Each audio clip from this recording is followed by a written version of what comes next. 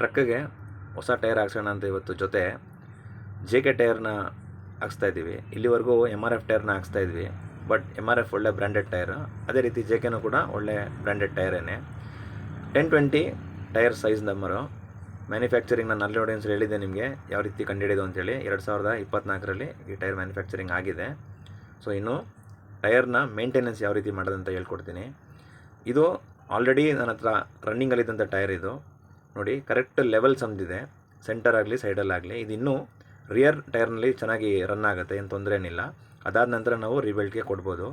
ಈ ರೀತಿ ಲೆವೆಲಾಗಿ ಸಮೀಬೇಕು ಟೈರ್ ಅಂತಂದರೆ, ನಾವು ಏನು ವೆಹಿಕಲ್ನ ಟೈರ್ನ ಇನ್ಸ್ಟಾಲ್ ಮಾಡ್ತೀವಿ ಆವಾಗ ವೀಲ್ ಅಲೈನ್ಮೆಂಟ್ ಮಾಡಿಸ್ಬೇಕು, ಬ್ಯಾಲೆನ್ಸಿಂಗ್ ಕೂಡ ಮಾಡಿಸ್ಬೇಕು.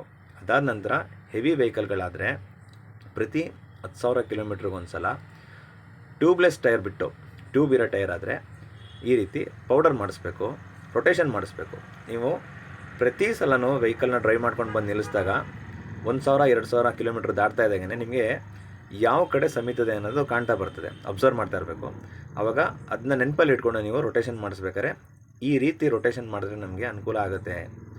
ಯಾವ ಕಡೆಗೆ ಅದು ಬಟನ್ ತಿರುಗಬೇಕು ಅನ್ನೋದನ್ನ ನಾವು ಯೋಚನೆ ಮಾಡಿ ರೊಟೇಷನ್ ಮಾಡಿಸ್ಬೇಕು. ಆವಾಗ ನಿಮ್ಗೆ ಏನಾಗುತ್ತೆ ಅಂತಂದರೆ, ಇನ್ನು ಬರುವಂಥ ಕಾಲಗಳಲ್ಲಿ ಟೈರ್ ರೊಟೇಷನ್ ಕರೆಕ್ಟಾಗಿ ನೀವು ಮಾಡಿಸ್ಕೊಂಡು ಬಂತು ಅಂತಂದರೆ 10,000 ಕಿಲೋಮೀಟ್ರಿಗೆ ಒಂದು ಸಲ ಟೈರ್ ರೊಟೇಷನು ಪೌಡರ್ನ ಹಾಕ್ಸ್ಕೊಂಡು ಬಂತು ಅಂತಂದರೆ ನಿಮಗೆ ಲೆವೆಲಾಗಿ ಸಮೀತದೆ. ಮತ್ತು ನೀವು ಆ ಟೈರ್ನ ರಿಯರಲ್ಲಿ ಹಾಕೊಂಡು ಓಡಿಸ್ಬೋದು, ಮತ್ತು ರೀಬೆಲ್ಟ್ಗೆ ನಿಮಗೆ ಅದು ಕೂಡ ಕರೆಕ್ಟಾಗಿರ್ತದೆ. ಸೊ ಯಾವುದೇ ಟ್ಯೂಬ್ ಟೈರ್ ಆಗಿರಲಿ, ಈ ರೀತಿ 10,000 ಕಿಲೋಮೀಟ್ರಿಗೆ ಒಂದು ಸಲ ನೀವು ಪೌಡ್ರ್ ಹಾಕ್ಸಿ ಕ್ಯಾನ್ವಾಸ್ಗೆ ಪೌಡ್ರ್ ಹಾಕ್ಸೋದ್ರಿಂದ ನೀವು ಯಾವುದೇ ಹಿಲ್ ಸ್ಟೇಷನ್ನ ವೆಹಿಕಲ್ ಡ್ರೈವ್ ಮಾಡಬೇಕಾದ್ರೆ ಜಾಸ್ತಿ ಹೀಟ್ ಆಗೋದಿಲ್ಲ. ಓಕೆನಾ? ಹೀಟ್ ಆದ್ರೂ ಈ ಫ್ಲಾಪ್ ಏನಿದೆ ಅದು ಬಾಯಿ ಬಿಟ್ಟು ಅಂದರೆ ಓಪನ್ ಆಗಿ ಯಾವುದೇ ಕಾರಣಕ್ಕೂ ಟ್ಯೂಬ್ಗೆ ಅದು ಪಂಚರ್ ಮಾಡೋದಿಲ್ಲ. ನೀವು ಪೌಡ್ರ್ ಹಾಕ್ಸೋದನ್ನ ಡಿಲೇ ಮಾಡಿಬಿಟ್ರಿಂದ ಏನಾಗುತ್ತೆ ಅಂದರೆ ಹೀಟ್ ಆಗ್ತಾ ಅದು ಓಪನ್ ಆಗಿ ಸ್ಟಾರ್ಟ್ ಆಗಿಬಿಡುತ್ತೆ.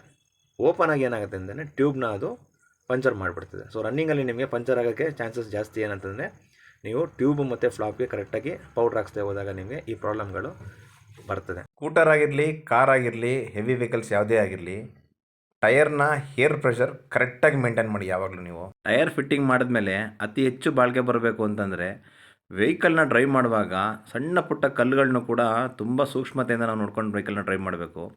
ಕೆಲವ್ರು ಏನು ಮಾಡ್ತಾರೆ ಅಂದರೆ ನಿಂತಿರೋ ಜಾಗದಲ್ಲೇ ಸ್ಟೇರಿಂಗ್ನ ರೊಟೇಷನ್ ಮಾಡ್ತಾರೆ, ಅಂದರೆ ಆ ಸ್ಪಾಟಲ್ಲೇ ಟೈರ್ನ ತಿರ್ಸೋ ಕೆಲಸಗಳನ್ನ ಮಾಡ್ತಾರೆ.